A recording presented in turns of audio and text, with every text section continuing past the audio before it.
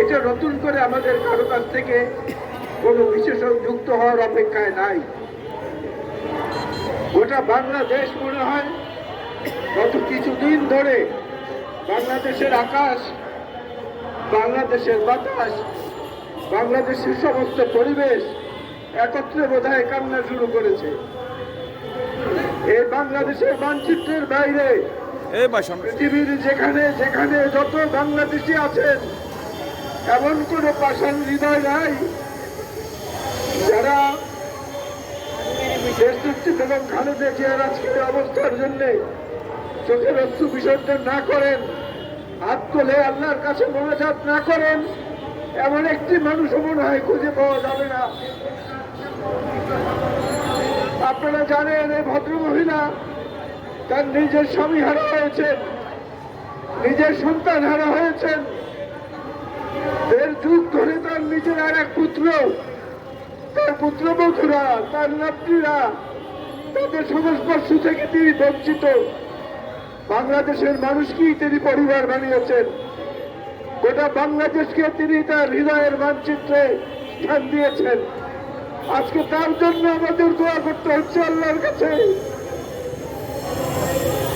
এক কাপড়ে তাকে বাড়ি থেকে উচ্ছেদ করা হয়েছে, 6 বছর তাকে কারাগারে রাখা হয়েছে বিনা চিকিৎসায়। আমি আমার নিজের মায়ের মৃত্যুর খবর শুনেছি কারাগারে থাকতে। আমার নিজের মায়ের মৃত্যুর পরে আমার অশ্রু এতটা চলেনি যতটা দেশনেত্রী বেগম খালেদা জিয়ার জন্য।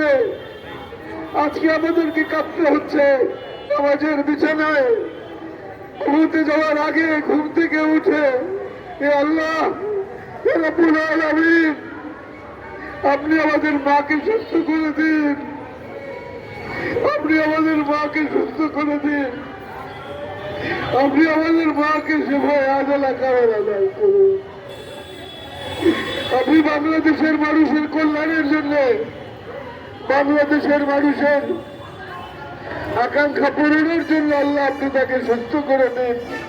আল্লাহ, আল্লাহ আপনি সব পারেন, আপনি চিকিৎসকের চিকিৎসক, আপনার চেয়ে বড় ডাক্তার এই দুজাহানে আর কেউ নাই। আল্লাহ, আল্লাহ আপনি তাকে সুস্থ করে দিন।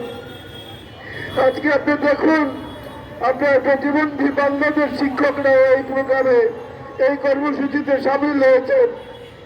আপনি আমাদের চোখের অশ্রুর মূল্য দিন। আল্লাহ, হাসপাতালের সামনে দেখেছি, বুকের সামনে লেখা ধরে দাঁড়িয়ে আছে, ডাক্তার সাহেব আমার ফুসফুস দিন, আমার মাকে বাঁচিয়ে দিন।